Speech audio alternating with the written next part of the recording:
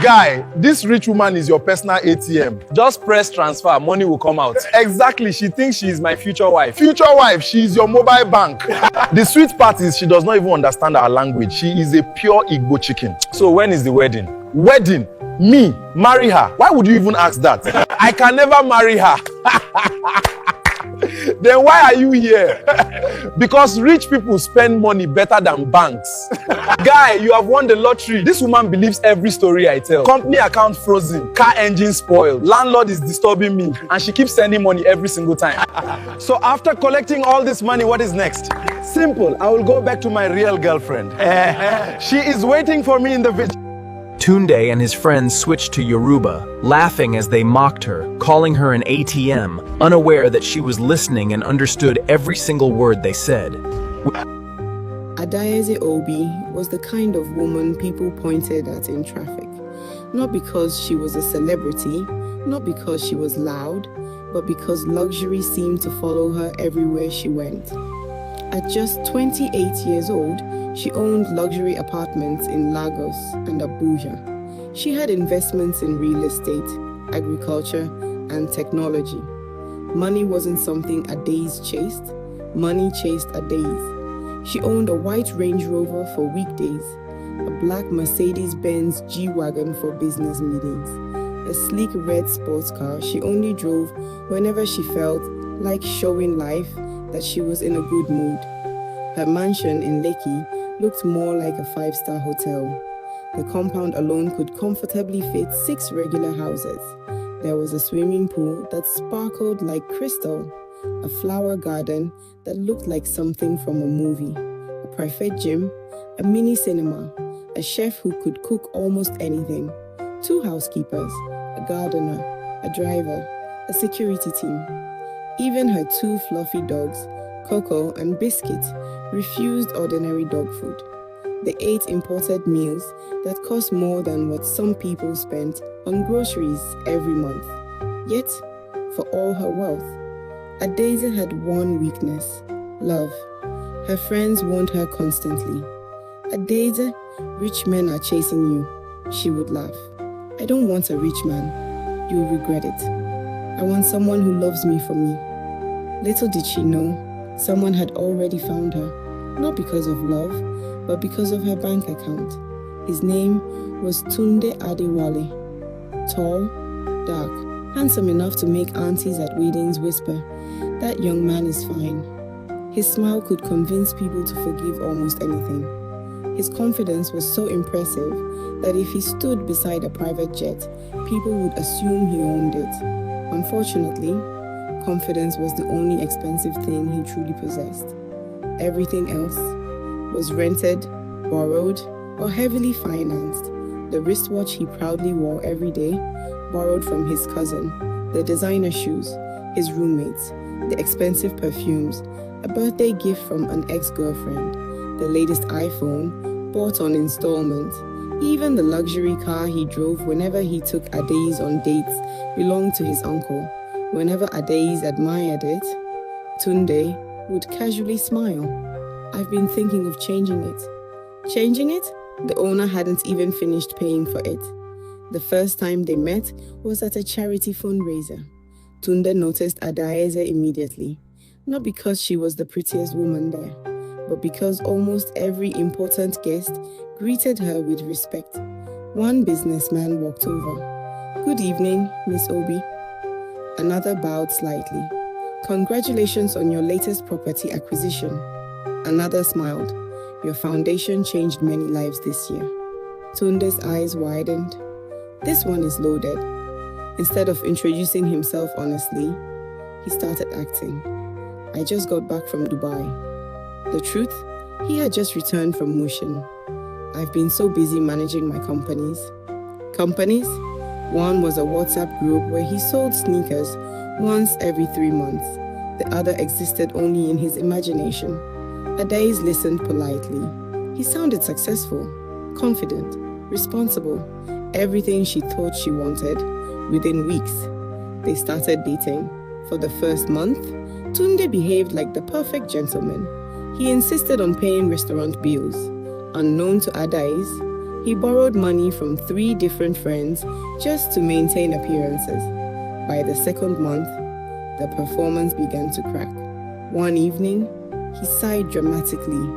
"Baby." Adaeze looked up from her laptop. "What's wrong?" He rubbed his forehead like a man carrying the entire economy of Nigeria. "My accountant made a terrible mistake." "Oh dear." "My company account has been temporarily frozen." Adaeze frowned. "That's serious?" He sighed again. "I don't normally ask for help." "A lie. But can you lend me just 2 million naira? Just? Only until Monday." Adaeze smiled warmly. "Of course." The transfer landed before he even finished saying thank you. Monday came, nothing. Tuesday, nothing. Wednesday, silence. Then another story arrived. "My landlord is embarrassing me." Another transfer. A week later, "My mechanic said my engine is damaged." Another transfer. Then, "My staff haven't been paid." Another transfer. Then, "My business partner traveled with company money." Another transfer. Then, "My phone suddenly developed a fault." Another transfer. Adaeze never complained. She genuinely believed she was helping the man she loved through a difficult season. Her best friend, Kioma, noticed the pattern. Does this man ever solve his own problems? Adaeze defended him immediately. Businesses have ups and downs. Kioma folded her arms. "The only thing going up is your bank alerts." Adaeze laughed. "You worry too much." Within 1 year, Tunde had practically relocated into Adaeze's mansion. Nobody invited him. He simply became permanent. First, he left 1 toothbrush, then a pair of slippers, then clothes, then boxes, then shoes. Before long, the security guard started saluting him. The chef started asking him, "Sir, what would you like for breakfast?" He answered proudly, "American breakfast," as if America personally called him that morning. Soon, he behaved like the landlord. He changed TV channel while others were watching, ordered the chef around, complained whenever the air conditioner wasn't cold enough. He even scolded the gardener one afternoon. "My friend, cut that flower properly." The gardener looked at him. "This flower has been here longer than you." The housekeepers secretly laughed whenever he wasn't looking. One whispered, "If confidence could pay bills, this man would own Nigeria." Every Saturday, Tunde invited his friends. They came to eat, drink, watch football, and enjoy luxuries they had never contributed 1 naira toward. One Saturday afternoon, 5 of his closest friends arrived carrying nothing except empty stomachs and loud opinions. The moment they entered the compound, one nearly shouted, "Ha! Is this a house or a government office?" Another stared at the swimming pool. "My brother, people actually swim inside their compound." A third looked at the expensive cars lined up neatly. "If I park bicycle here, the bicycle will develop low self-esteem." Everyone burst into laughter.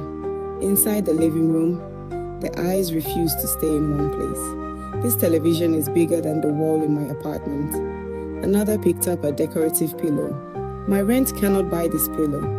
They laughed until tears rolled down their faces.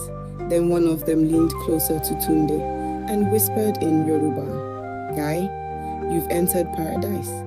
Another added, "Even if they chase me from heaven, I'll still prefer this house." More laughter. Just then, Adaeze entered carrying trays of snacks, fresh juice, and grilled chicken. She smiled warmly. "Welcome, everyone." The friends immediately transformed into responsible human beings. "Good afternoon, Ma." "God bless you, Ma." "You look beautiful today." One even stood up, pretending to be respectful. The moment Adaeze walked back toward the kitchen, their real faces returned. One friend burst into laughter. Then, in Yoruba, he said, "So, this is the billionaire girlfriend?" Another smirked. "She's rich, but honestly, she's not even all that." A third shook his head dramatically. "If not for money, who would be here?" Everyone laughed loudly. Tunde threw his head back and joined them. My brothers, do you really think I'll marry her? The room became noisy. One friend asked, then what are you still doing here? Tunde picked up a piece of grilled chicken, took a confident bite, and said, I'm here because money is sweet. Everybody laughed. Once I collect enough, he pointed toward the luxurious staircase. I'll disappear. One friend nearly spilled his drink laughing. What about your village girlfriend? Tunde grinned proudly. She's waiting for me. That's the woman I'll marry. This rich woman is simply sponsoring my destiny. The room exploded with laughter. Another friend joked, at this rate, let her even buy you one private jet before you leave. Another added, don't forget us when you cash out.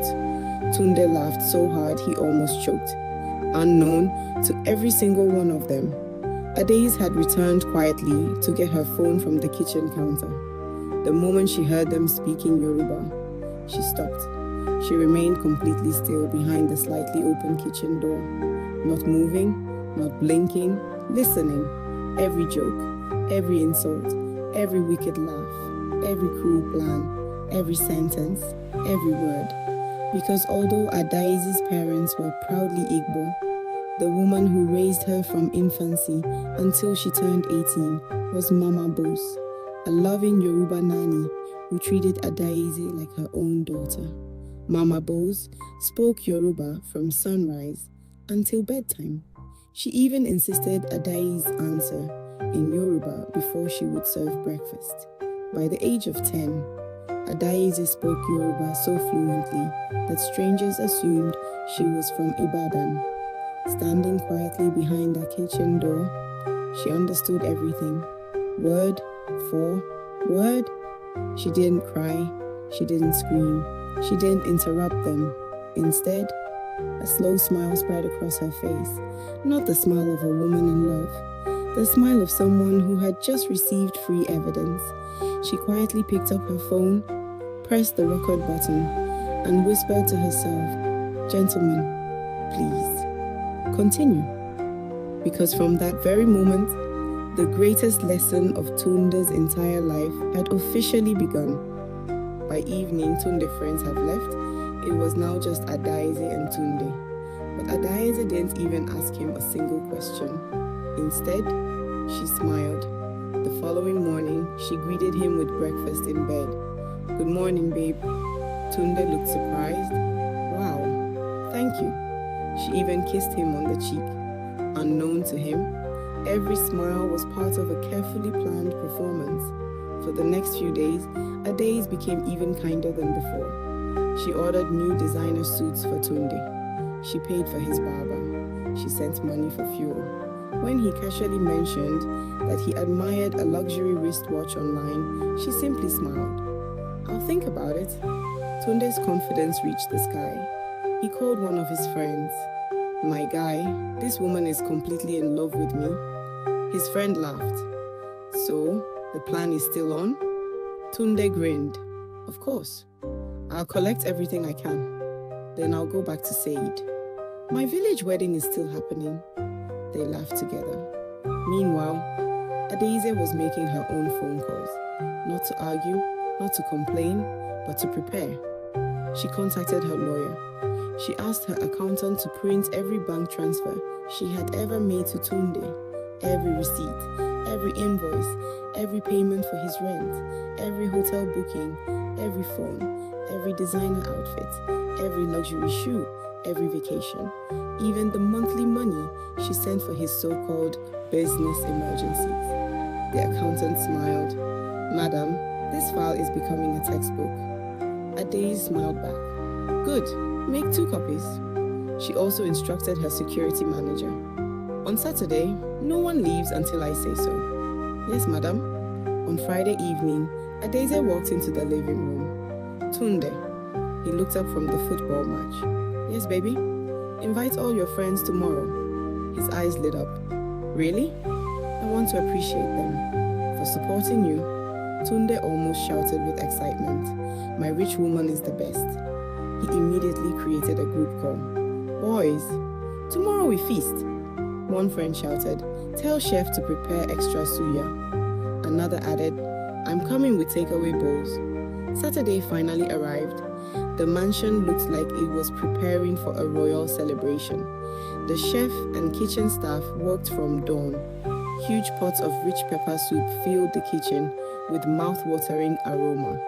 Perfectly cooked jollof rice, smoky party rice, grilled croaker fish, spicy suya, fried plantain, small chops, fresh salads, fruit platters, imported wines, premium fruit juice.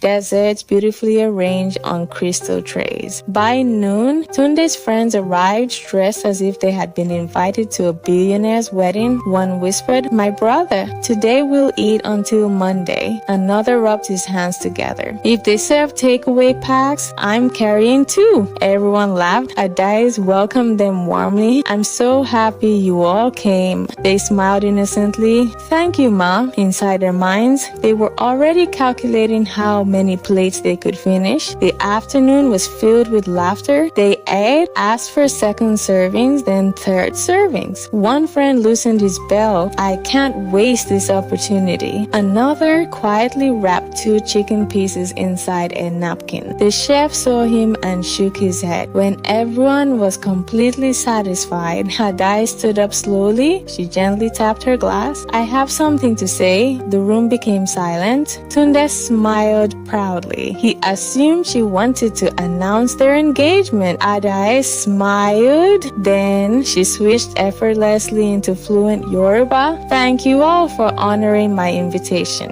The smiles disappeared instantly. One spoon slipped from someone's hand. Cling. Another man almost swallowed a fish bone whole. Someone quietly dropped his soft drink. Tunde's face lost all color. Adaeze continued calmly in Yoruba. "I also hope nobody here still believes I'm just an ATM." Nobody breathed. She looked directly at Tunde. "And I sincerely hope nobody still plans to collect enough money from me before returning to marry his first girlfriend." The silence became painfully heavy. One friend whispered under his breath, "We are finished." Adaeze smiled politely. Then she switched back to English. "I heard everything.